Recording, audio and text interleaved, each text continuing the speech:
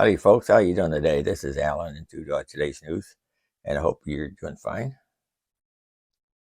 Okay, today we got some news from Reuters. U.S. West faces power reliability issues from growing use of renewables. It says here a group responsible for power market reliability in Western North America said on the growing use of renewable generation will require the region to boost planning reserves in coming years to help maintain grid reliability. It says here the Western Electrical Coordinating Council said in a recent reliability assessment that planning reserves margin for 2023 rose from 16.9% in 2021 to 18.3% in 2022, due in part to the increase in variable resources. The wind and solar that only produce power when the wind blows and the sun shines. That means electric companies will have to hold more resources to account for that increased variable to maintain system reliability. If nothing is done to migrate the long-term risk within the Western interconnection by 2025, we anticipate severe risk to the reliability and security of the interconnection, WECC said in an assessment. The problem will get worse over time since most Western states have committed to aggressive clean energy targets, and the federal government plans to spend billions on clean energy development under the Inflation Reduction Act. Over the next decade, WECC said entries in the West Plain to retire nearly 26 gigawatts of mostly coal and natural gas-fired resources and build close to 80 gigawatts of mostly solar, wind, and battery storage. WECC, however, noted that reliability through 2025 increased in the latest assessment compared with last year. That's due to action taken after the August 2020 heat wave forced California grid operators to impose rotating outages.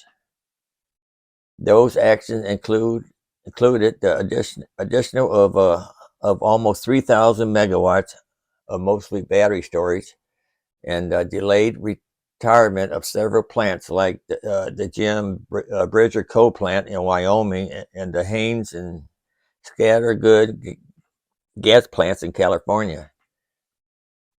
Delaying retirement provides entities more time to determine how to migrate risks once these plants retire, WECC said. You know, they want all these power cars and stuff, but they're not going to have the energy to hold it. So they're going to have to do something. Oh, what's this one here? Okay, somebody might get lucky. This is from Go Banking Rights. So have any $200 quarters laying around? It's worth checking your spare change. A single quarter could be worth more than $200, and it has nothing to do with inflation. 5 things you must do when you're... The U.S. Sun recently reported that a rare quarter minted in the year 2000 with an error on it has sold for $216 on eBay. The coin is part of the State Washington Quarter series featuring New Hampshire, but it was struck onto a Jefferson nickel. But that's not the most expensive rare coin. The U.S. Sun reports rare Washington quarters minted in 1932 can sell for as much as $13,573, according to USA Coin Book. Errors in rare mintage have coins the highest resale value per the U.S. Sun. Well, I don't deal with coins or cash no more, hardly, so I don't have a whole lot of worry about that. Maybe I should go back to coins and cash. See what I can come up with. What's this? Wait, hold on, let me back it up.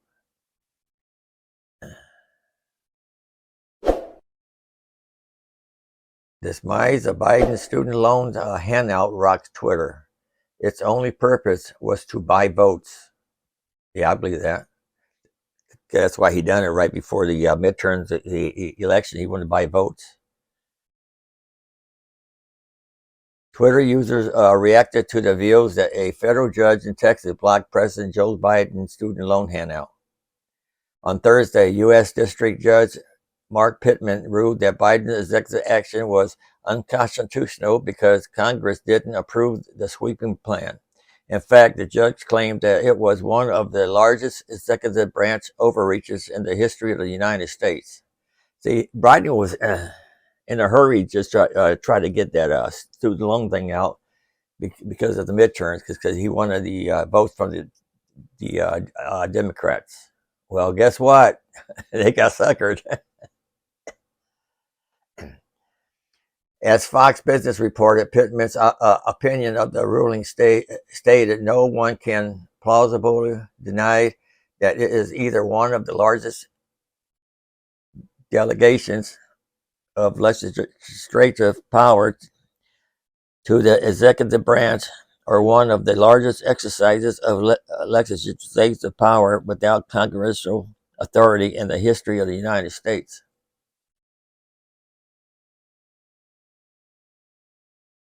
Gut feel Biden's student loan handout is on hold again.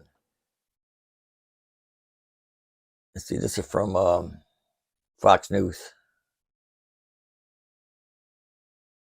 The handout announced by Biden in August was intended to provide upwards to $20,000 of student debt relief to borrowers making under $125,000 a year, according to the Congressional Budget Office. The plan would have cost American taxpayers over $400 billion.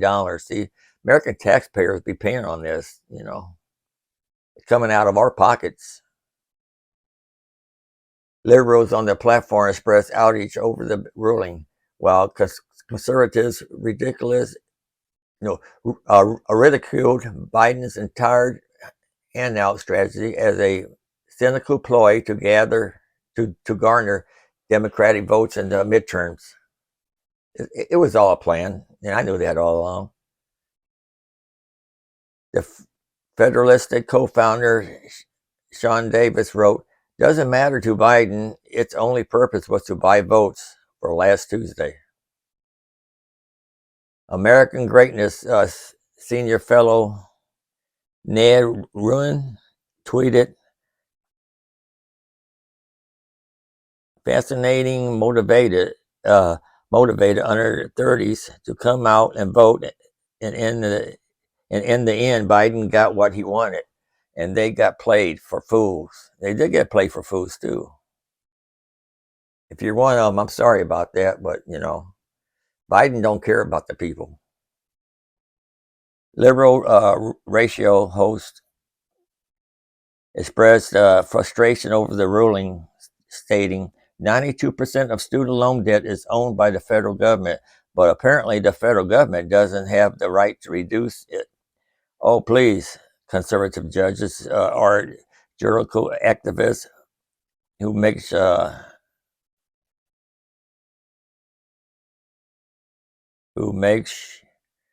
shop of over poor people.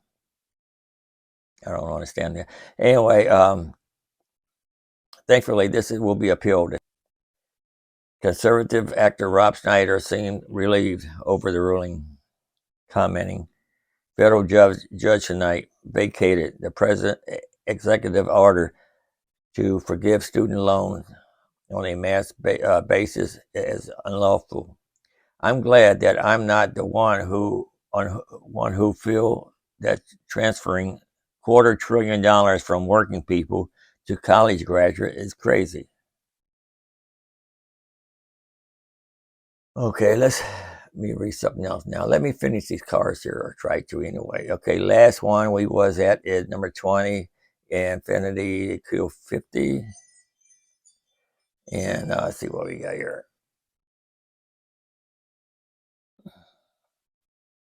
Number 19, Jeep Cherokee. That only look like a Jeep. More stylish than the norm among compact crossover SUVs, the Cherokee, unlike most competitors, is able to venture off-road when properly and is equipped. Consumer Reports gives Cherokee an overall score of 40 to 47 and a poor reliability rating. Credit report, Consumer Report found it to be solid and quiet, and gave high marks to its information system. V6 towing capability and transmission entry, excellent cargo space, front seat comfort, and forward visibility. It scored below average in the J.D. Power initial quality study and is expected to hold onto just 45% of its original value after 3 years and 33% after 5. That thing looks too low to to even be a Jeep to me.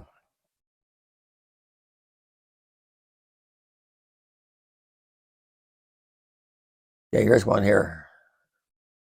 Number 18, Jeep Compass.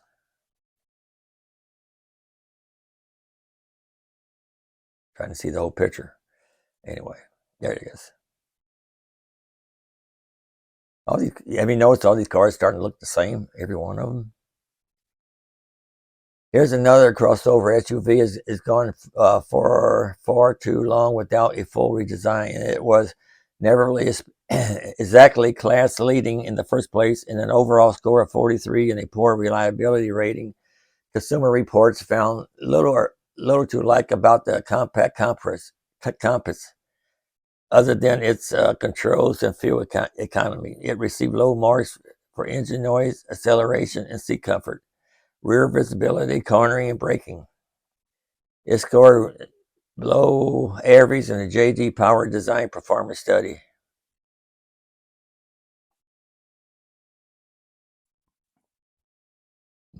Okay, so what we got next?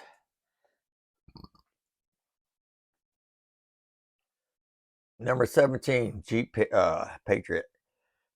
Mechanically identical to the Jeep Compass, but with a more traditional Jeep-like look. The dated Patriot Harley warrants a salute. With an overall score of 40 and a reliability rating of minus 45, Consumer Reports noted 0 pros, but had a long list of cons, including engine noise, acceleration, driving position, seat comfort, a too complicated optional radio, and a poor small overlap frontal crash test score.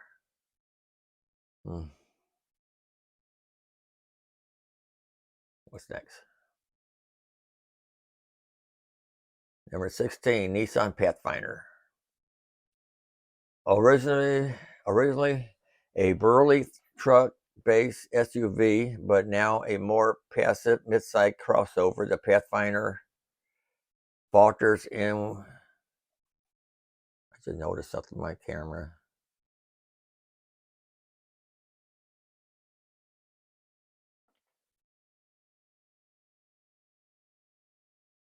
Let's see, with the overall score of 53 and a reliability rating of minus 126, Consumer Reports like the Pathfinder Space's interior, easy access and handy, second row seat, but determined it otherwise has no exceptional ability with poor acceleration.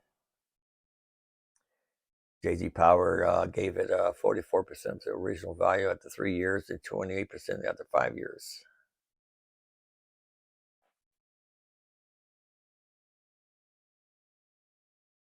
Okay, here's one here, number 15, BMW 7 Series. BMW's flagship sedan seems to have lost its edge in recent years. It wrapped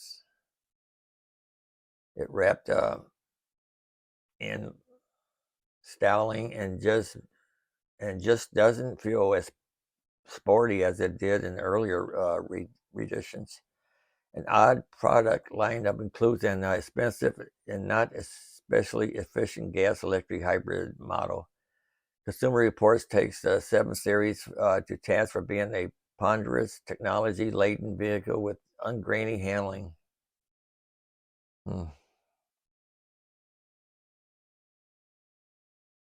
These SUVs start to look more like station wagons now.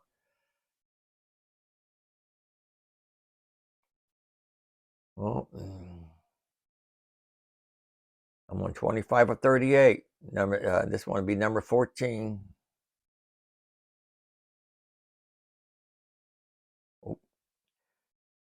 This is a Cadillac XTS.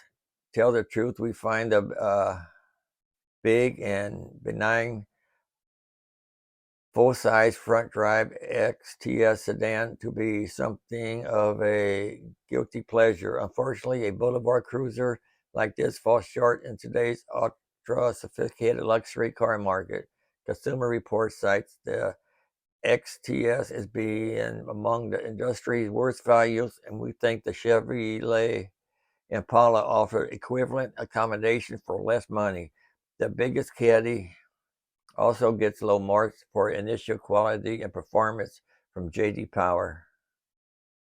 The largest and poshest Cadillac on a dealer's lot takes an average 111 days to sell, though it lacks the brand cachet and is nowhere near as sporty as the usual suspects, like the Audi, the BMW, and the Mercedes-Benz.